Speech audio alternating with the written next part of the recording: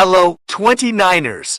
Welcome back to Gigi Forever 29 Train, the podcast that challenges age stereotypes and encourages living life to the fullest.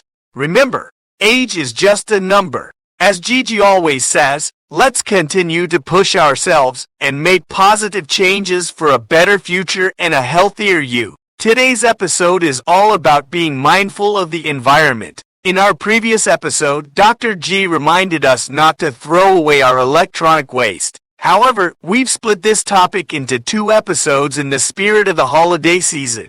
We apologize to those left hanging, like Carlin, who was just getting comfortable learning how to dispose of her electronic waste, only to find out she had to wait another 2 weeks for part 2. Our apologies, Carlin.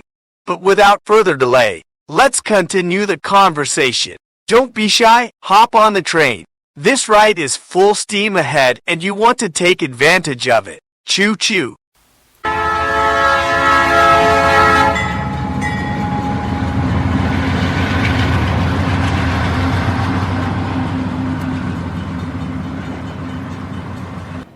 Thank you, Caleb.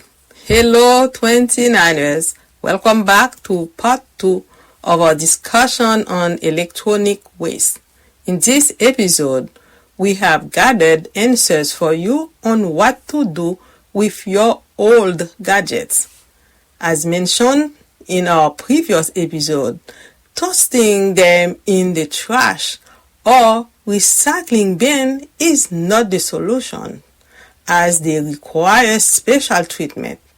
While phones, laptops, cables, and batteries contain valuable metals and plastic that can be reused and recycled, they also contain harmful substances that can harm the environment if not handled properly.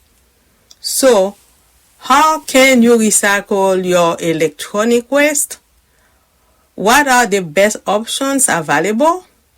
We will share the most effective ways to dispose of your old devices and provide tips to help you find the right place. This not only benefits you but also the planet. If any of you have any ideas, please feel free to share them with us. Dr. G shared in our previous episode that USB-C chargers are becoming the new standard for charging phones and gadgets. That will mean no more dealing with different plugs and adapters. Just one type of port for everything. However, the adoption of USB-C chargers in the US is still limited, as many devices still use older connectors. While there is no definite timeline for when the USB-C charger will become the standard here in the US, it is predicted that it will become more prevalent in the coming years as more devices and consumers recognize its benefits. I will say hooray to the Europeans, since it is standard for them now. According to a report by Strategy Analytics, the global market share of USB-C devices is expected to reach 60% by 2024, up from 35% in 2019. This suggests the US market will also follow this trend and gradually transition to the USB-C charger as the standard option. But what about all the old chargers and cables we have lying around? They are just taking up space and contributing to the e-waste problem, which is unacceptable. So, let's take action. What do you say, Dr. G? Are you ready for part 2 of our episode? We left our 29ers hanging last time with our discussion on e-waste.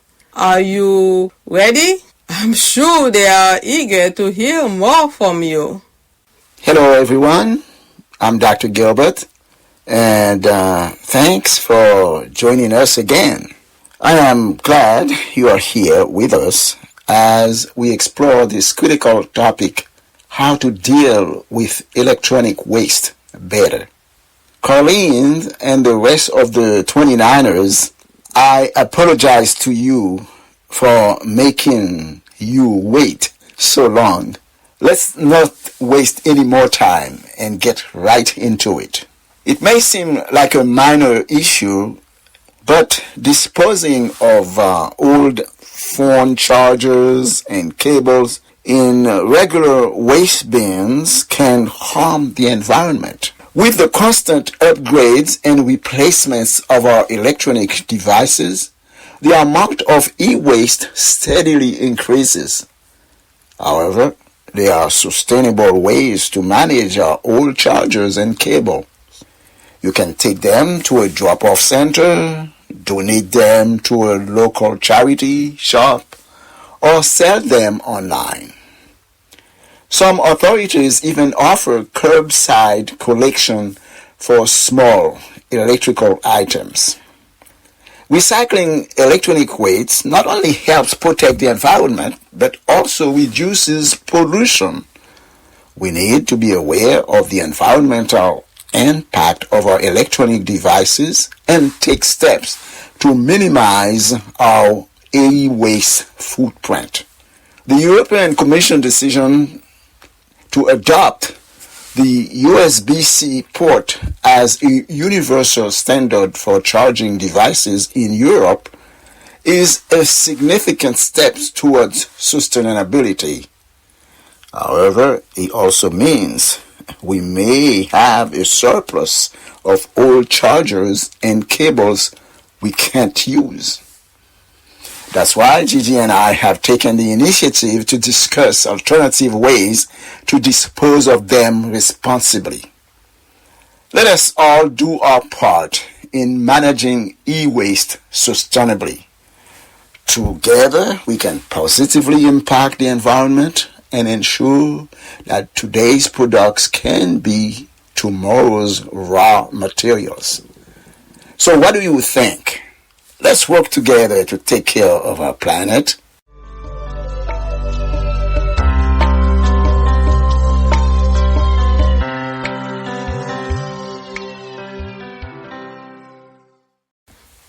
Indeed, Dr. G. Together, we have the power to impact our planet positively. If you folks share this belief, please consider these options for responsibly disposing of your old chargers and cables. Retail drop-off. Many stores, including Best Buy, have designated kiosks for recycling electronics. You can quickly drop off your old chargers, wires, cords, and cables at any Best Buy location or mail them if a store is not nearby. Recycling for salvage. Another option is to strip your old chargers and cables of their protective coating and sell the valuable copper wire for salvage. This precious metal can be reused in the production of new products. Give to a friend or family member before throwing away your old chargers and cables. Ask if friends or family members could use them. They may have compatible old devices or find them helpful for educational or creative projects. Support STEM education. Consider donating your old chargers and cables to schools or non-profit organizations with STEM programs. This item can be used to teach students about electronics or encourage their problem-solving skills. STEM stands for science, technology, engineering, and mathematics, and your contribution can significantly impact the future of these fields. Use online tools to find a nearby e-waste recycler.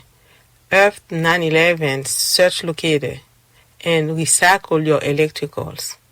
Recycling Locator are examples of websites that can help you locate a facility that accepts your items.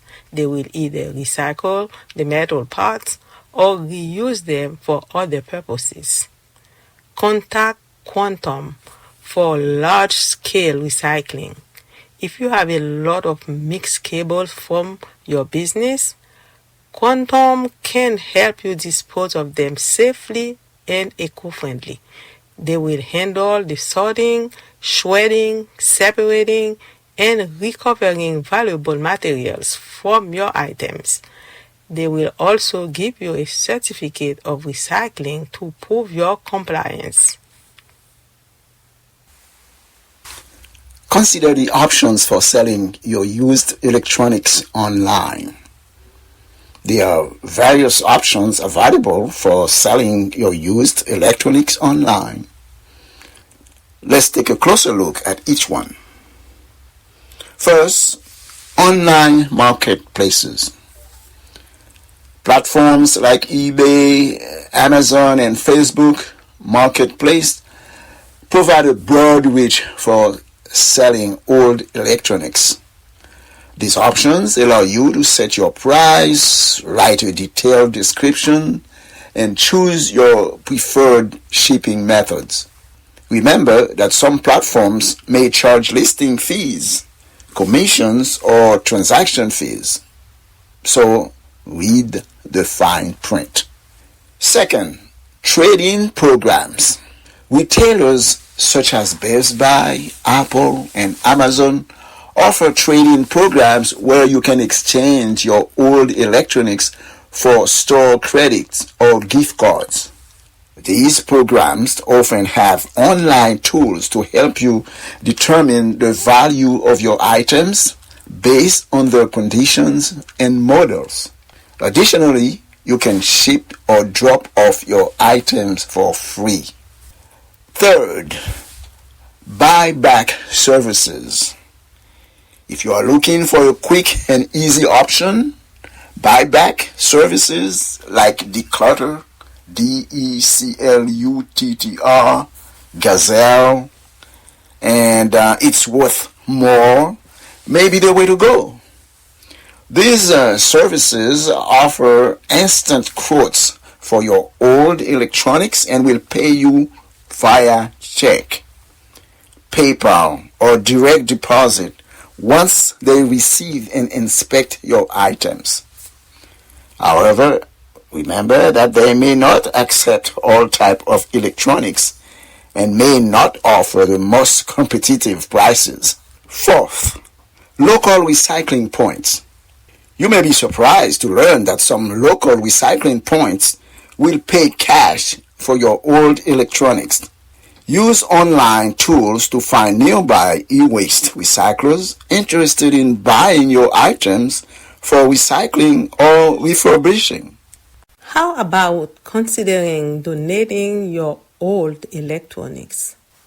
Many worthwhile options exist for donating your old electronics instead of throwing them away.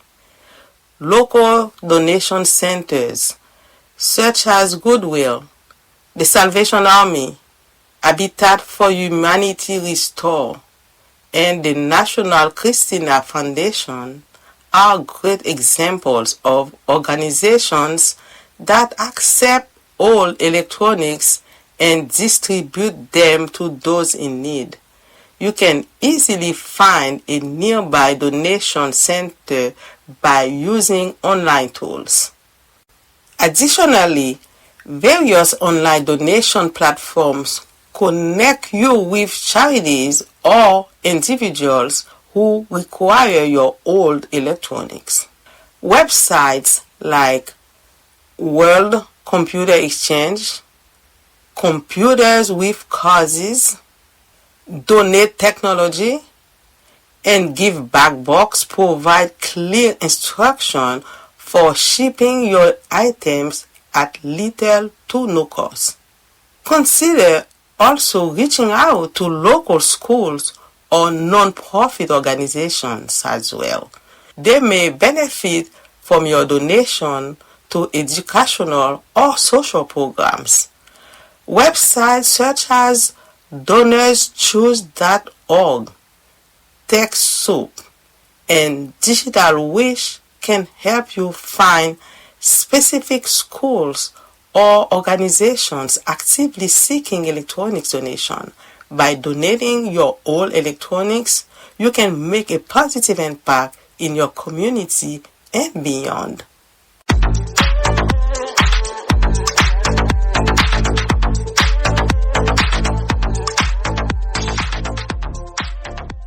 In conclusion, various responsible methods exist to dispose of your old chargers and cables, such as recycling, selling, or donating them. By choosing one of these options, you can help reduce e-waste pollution and give your items a second life.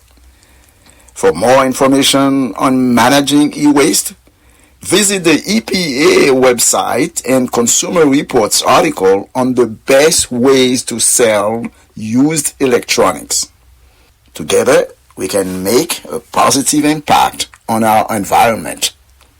While household appliances like iron, vacuum cleaners, washing machines, and fridge are the main contributor to e-waste, the Internet of Things, Internet-connected gadgets, is rapidly increasing this issue as connectivity becomes embedded into everyday items. If you have a broken household appliance, you may be tempted to throw it away and purchase a new one simply.